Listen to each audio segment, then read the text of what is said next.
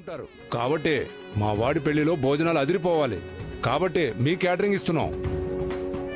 ఆ మెహందీ వాళ్ళని 2 రోజుల ముందే వచ్చేయమని చెప్పాను ఆనందా. అమ్మా, దర్శన్ పెళ్లిలో పెట్టే భోజనాల గురించి మినిమం 10 ఏళ్లు చెప్పుకుంటారమ్మా.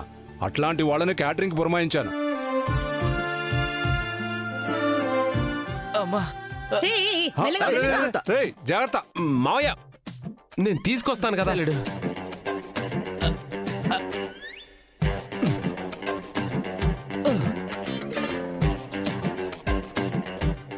ఎంత జాలిగుండె అల్లుడు నీది. ఇంటికొచ్చాక అందుకుంటావేంటి? రోహిత్, నువ్వు కూడా ఒకటి తీసుకోవచ్చు కదరా. అనుకున్నాను నాన్న, కానీ మావయ్య దర్శన్ పెళ్లి తన ఒంటి చేతుల మీదుగా జరిపిస్తానని అమ్మకి మాటిచ్చాడంట. నేను బరువు అనుకుంటే మావయ్య మాట పోతుందని షేర్ చేసుకోలేదంతే.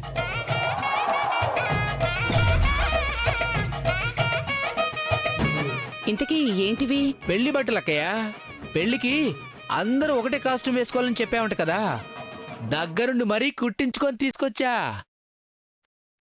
పెళ్లికే కాదు, ఇంట్లో ఏ శుభకార్యం జరిగినా ఇంట్లో అందరూ ఒకే కలర్ డ్రెస్ వేసుకోవడం అలవాటు.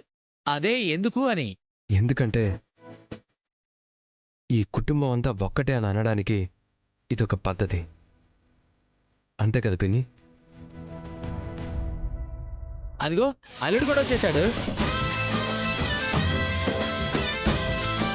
దర్శన్, ఏంటి వాళ్ళ చాలా హుషారుగా కనిపిస్తున్నావు? ఏముంది, పెళ్లి దగ్గర పడుతుంది కదా.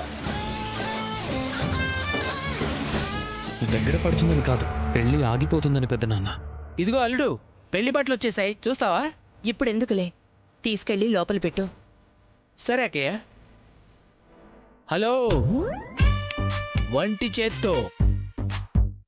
చేత్తో ఈ పెళ్లి పనులని నేనే దగ్గరుండి చేస్తా, ఓకే?